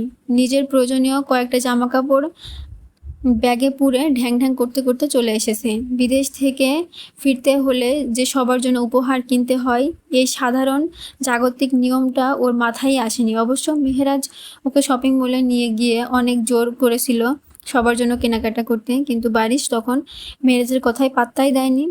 ওর ভাবনার মাঝেই জারিন মুখ ফুলিয়ে আবারও বলে উঠল, ঝিলমিল আপুর চাচ্চু বিদেশ থেকে ওদের সবার জন্য কত কিছু নিয়ে এসেছে। ঝিলমিল আপুকে অনেকগুলো সুন্দর সুন্দর পুতুল দিয়েছে, আর তুমি আমার জন্য একটা পুতুলও আনলে না। ঝিলমিল নামটা শুনতেই বারিশের মুখের ভাব এক নিমিষে বদলে গেল। ও ভুরু কুচকে জারিনের দিকে তাকিয়ে জিজ্ঞেস করলো, ঝিলমিলকে তুই আপু ডাকিস কেন? জারিন মাথা দুলিয়ে বলল, হ্যাঁ আপুই তো। বারিশের মনের ভেতরের কৌতূহলটা আরেকটু চড়া দিয়ে উঠল। ও গলাটা স্বাভাবিক রাখার চেষ্টা করে বলল, ওর পুতুল ভালো লাগে বুঝি? হ্যাঁ, একটু আগেও তো আমাদের বাসায় এসেছিল। কেন কেন চাচ্ছু, তুমি কি কিনে দিবে? জারিন বেশ আশাবাদী চোখে ওর দিকে তাকালো। বারিশ কিছু বলার আগে শিউলি বেগম বললেন, আর মানুষ পেলে না জারিন, যে তোকে কিছুই কিনে দেয় না সে আবার ঝিলমিলকে পুতুল কিনে দিবে? বারিশ শিউলি বেগমের কথার কোনো জবাব দিল না। ও জারিনের গালটা হালকা টিপে দিয়ে বলল, ঠিক আছে, ভুল হয়ে গেছে আমার, এবার কি আমি রুমে যেতে পারি? জারিন কিছুক্ষণ চোখ বড় বড় করে নিজের অদ্ভুত চাচার দিকে তাকিয়ে থেকে অবশেষে মাথা নাড়ালো। কেমন মানুষ ভাই, একবারের জন্য বললো না যে এরপর যখন বাইরে যাব তোমার জন্য পুতুল নিয়ে আসবো? বারিশ নিজের ঘরের দিকে যেতে যেতে বুয়াকে কফির অর্ডার দিল। রুমের ভিতর পা রেখে গা থেকে শার্টটা আলগা করতেই খোলা ব্যালকনির ওপাশ থেকে ভেসে এলো বাংলা গানের এক মৃদু সুর। বারিশের শটান কপাল জুড়ে শুকনো এক কুঞ্চন রেখা জাগলো। খানিকটা কৌতূহল নিয়ে সে ধীর পায়ে সেদিকে পা বাড়ায়। ডান হাতে তখন বুয়ার রেখে যাওয়া ধোয়া ওঠা কফির মগ। ব্যালকনির রেলিং ঘেঁষে দাঁড়াতেই ওপরতলার দিকে চোখ আটকে গেল যুবকের। সেখানে ছাদের কিনারায় নীল রঙের একটা টি শার্ট আর জিন্স স্কার্ট পরা এক কিশোরী আপন খেয়ালে নাচতে ব্যস্ত। ছাদের দরজার পাশে রাখা ছোট সাউন্ড বক্সে গান বাজছে, আর সেই তালের সাথে তাল মিলিয়ে অদ্ভুত সব অঙ্গভঙ্গি করে চলেছে চৌধুরী বাড়ির নাতনি ঝিলমিল। মেয়েটি তখন বারিশের দিকে পিঠ ফিরিয়ে দাঁড়িয়ে থাকলেও তার চিনতে এক সেকেন্ডও ভুল হলো না। ছিপছিপে গরম কাঁচা দুধে আলতা মেশানো ফর্সা গায়ের রং আর পিঠ অবধি এলিয়ে থাকা চুল। সেই অবাধ্য মেয়েটা ছাড়া আর কে? ওর নাচের চেয়ে হাত পায়ের ছটফটানি আর লাফঝাপানি বেশি স্পষ্ট হয়ে উঠেছে। নাচছে কম, লাফাচ্ছে বেশি। জল তরঙ্গে ঝিলমিল ঝিলমিল ঢেউ তুলেছে সে যায়, জল তরঙ্গে ঝিলমিল ঝিলমিল ঢেউ তুলো সে যায়। ঝিলমিল বারিশ আনমনে নামটা উচ্চারণ করলো। ঘাড়টা সামান্য উঁচিয়ে ভুরু কুঁচকে সেদিকে তাকিয়ে রইল সে। গানের তালের সাথে মিলিয়ে মেয়েটা সত্যি সত্যি যেন কোনাকুনি কোনো দিকে চলে গেল। একদম বারিশের চোখের আড়ালে। বারিশ কফির মগটা রেখে ঝটপট রুম থেকে বের হয়ে নিজেদের বাসার ছাদে গেল। সে নিজেও জানে না কেন সেখানে যাচ্ছে। ছাদের শেষ ধাপে পা রাখতেই পুরো অবয়বে কিশোরীটি ধরা দিল তার চোখে। চঞ্চল ঝর্ণার চলি মাঠের পথে সে ধায়, জল তরঙ্গে ঝিলমিল ঝিলমিল ঢেউ সে এসে যায়, শুকনো পাতার নুপুর পায়ে নাচেছে ঘূর্ণিবাই। মেয়েটা এখন আর নাচছে না, ছন্দ থেমে গেছে তার। ফুল গাছ থেকে ফুল ছিঁড়ে সে ছাদের রেলিং ঘেঁষে দাঁড়ালো, তারপর ফুলগুলো হাত দিয়ে কুচি কুচি করে নিজের মাথার ওপর ছিঁড়িয়ে পাপড়িগুলো বৃষ্টির মতো ফেললো। ঝিলমিল দাঁড়িয়ে আছে ওদের ছাদের একদম অপর প্রান্তে, আর বাড়ির শেহরিয়ার ভিলার এই অংশে তাদের ছাদের কোনো রেলিং নেই। সে নিজেও একদম সীমানার কাছাকাছি চলে এসেছে। এবার সে দেখলো মেয়েটা রেলিংয়ের ওপর উঠে শূন্যে পা দুলিয়ে বসার প্রস্তুতি নিচ্ছে। এক মুহূর্তের অসতর্কতায় মারাত্মক দুর্ঘটনা ঘটে যেতে পারে। বারিশের বুকের ভেতরটা কেমন ধক করে উঠল। সে হাত বাড়িয়ে মেয়েটাকে বাধা দেওয়ার জন্য চিৎকার করতে চাইল, কিন্তু যা অঘটন ঘটার তা বারিশের সঙ্গেই ঘটে গেল। ভেজা ছাদে শ্যাওলা পড়া পিছিল মেঝেতে পা পিছলে মুহূর্তেই নিয়ন্ত্রণ হারালো সে। শরীরটা ছিটকে চলে গেল শূন্যে। বারিশের গলা চিরে শুধু তখন একটা শব্দই বের হয়ে এলো, হোয়াট দ্য ফাক।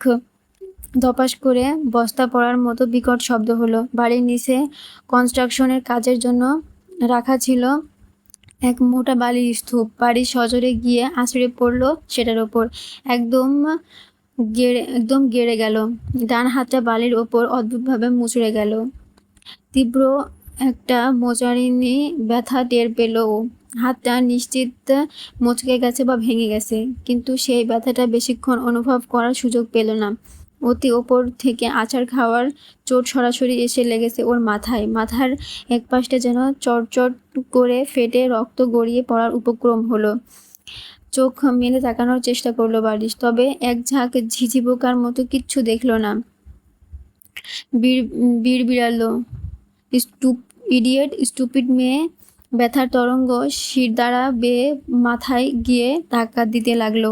মনে হলো মাথাটা শর্ট সার্কিট হয়ে চোখের সামনে জ্বলন্ত স্ক্রিন হঠাৎ বন্ধ হয়ে যাওয়ার মতো পুরো পৃথিবীটা এক সেকেন্ডের মধ্যে ব্ল্যাক আউট হয়ে গেল। কোনো কিছু ভাবা বা বোঝার আগে কোনো সুযোগই রইল না। মুহূর্তে সব ফাঁকা, একদম ডিরেক্ট অজ্ঞান। বারিশের সেই আকাশ কাঁপানো তীব্র চিৎকার আর সেই পরপরই নিচে পড়ে যাওয়ার বিকট শব্দ দুটোই ঝিলমিলে কানে ভেসে এসেছে। দ্রুত পায়ে দৌড়ে ছাদের এক পাশের কিনারায় এসে দাঁড়ালো। নিচের দিকে তাকাতেই চোখ দুটো ছানা বড় হয়ে গেল। বড় বড় চোখে করে দেখলো বালির ঢিপির ওপর চার হাত পা ছড়িয়ে একদম নিথর হয়ে পড়ে আছে ফাইজাহান বাড়ির শেহরিয়ার। পরনের কালো স্লিভলেস গেঞ্জি আর ধূসর ট্রাউজারের ওপর বালির এমন আস্তরণ পড়েছে যে পোশাকের আসল রংটাই ঢাকা পড়ে গেছে। ধুলোবালিতে মাখামাখি হয়ে একদম চেনা যাচ্ছে না। ও দু হাতে নিজের মুখ চেপে ধরে পুরো বাড়ি মাথায় তুলে চেঁচিয়ে উঠল, ও আল্লাহ, বারিশ চাচ্চু! হাই, বারিশ চাচ্চু তো মরে গেল! ঝিলমিল পাগলের মতো সিঁড়ির দিকে দৌড়াতে লাগলো। ছাদ থেকে নিচে নামতে নামতে ও চিৎকার করে পুরো বাড়ি জানান দিতে লাগলো, কোথায় তোমরা, কে আসো? ফুপি, কই তুমি? জলদি আসো, তোমার হবু বর তো শেষ।